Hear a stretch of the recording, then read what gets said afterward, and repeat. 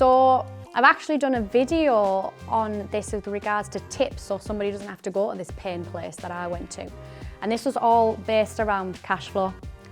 And truly it is a lifeline of the business. So if you don't have cash in your business, you're gonna feel the pain. And there was one time in my business very, very early on, I didn't place my attention there effectively.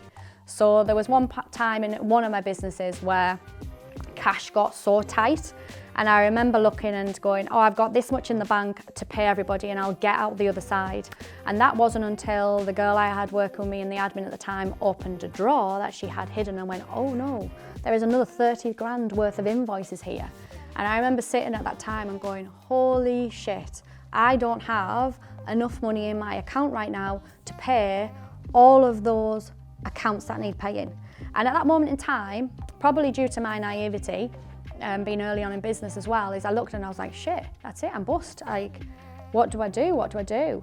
And very quickly, I could have either sat back, Stephen as well involved in that, sat back and panicked and just thought, that's it, you know, it's kind of over and done with, but we didn't.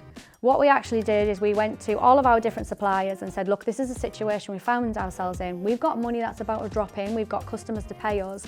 Could you give us a little bit of wiggle room and allow us some breathing space on our accounts?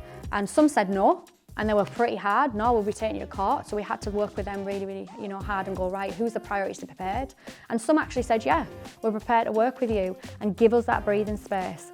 I also then looked at doing deals with people and was kind of saying, look, I can give you these services, but I'll charge you less if you pay up front. So I was all about trying to bring the cash in. So that was really, really tight because I was in that situation where I looked and I thought, God, like, I can't even just focus on the business right now. I'm having to focus on bringing cash in. So as much as you think the business is growing and going where it needs to be, just by having that stumbling block of cash, and you feel it personally as well, when you want to pay everybody but you just don't have enough money in the bank, it can be very difficult having those conversations. But what I did learn from it was that there's so much more you can do. And a massive learn was definitely forecast your cash. Like, don't be looking at your bank statements thinking that's the answer, because it's not. Like, you need to know where your money's going, what's happening in the future, and what them pinch points were. And I didn't know them pinch points, and that's why I got myself in that sticky situation. And not only did it feel as though, shit, I'm losing my business, there was massive pressure personally with that.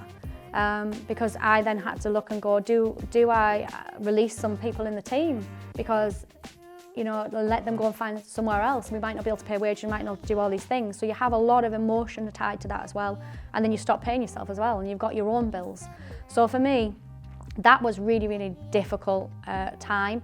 It was one I don't ever want to go back again. So like when I talk into protecting your cash, it's essential in your business, but it's also the way to get over it is stay solution mindset and always be ahead of the curve with regards to your business. But yeah, that was a lesson. One I don't want to make again, learn again, and that enabled me to actually ensure in my future businesses that things were in place.